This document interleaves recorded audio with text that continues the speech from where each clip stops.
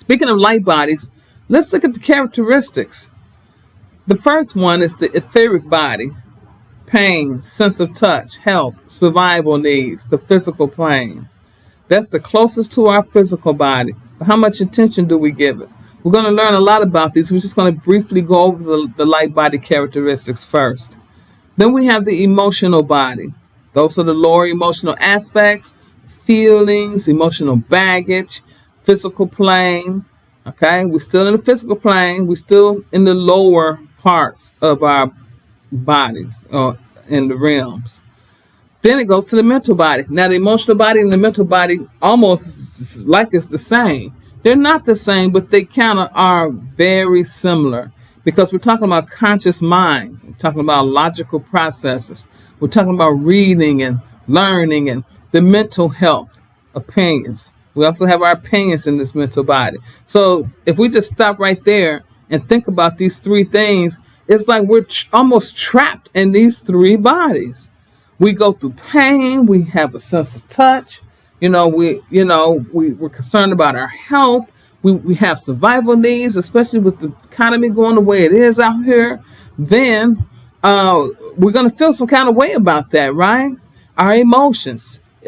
People hurt our feelings, It's not all the time anything negative either. Sometimes we can have good memories of joy and happiness. Those things are also in the emotional body.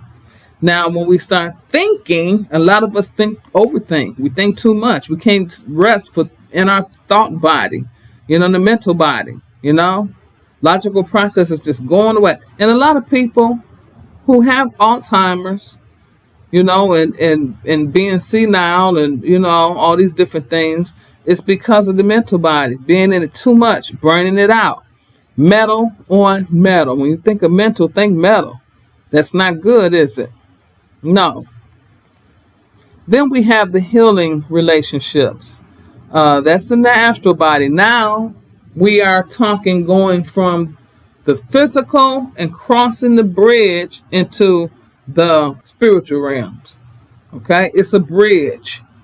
But healing relationships is important, because we won't be able to really take flight if we have relationships pulling on us. And then the dream world.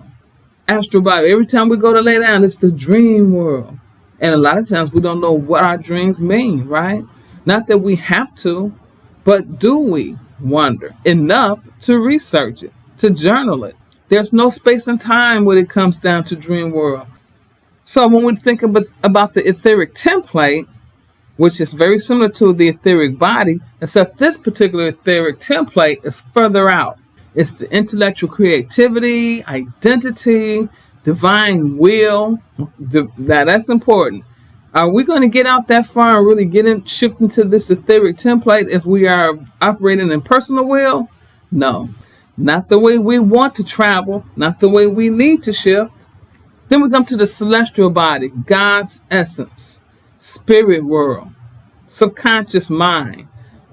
Keep that in mind, that we're dealing with the subconscious mind. We're dealing with unconditional love, and all that aligns with the universal connectivity through the heart.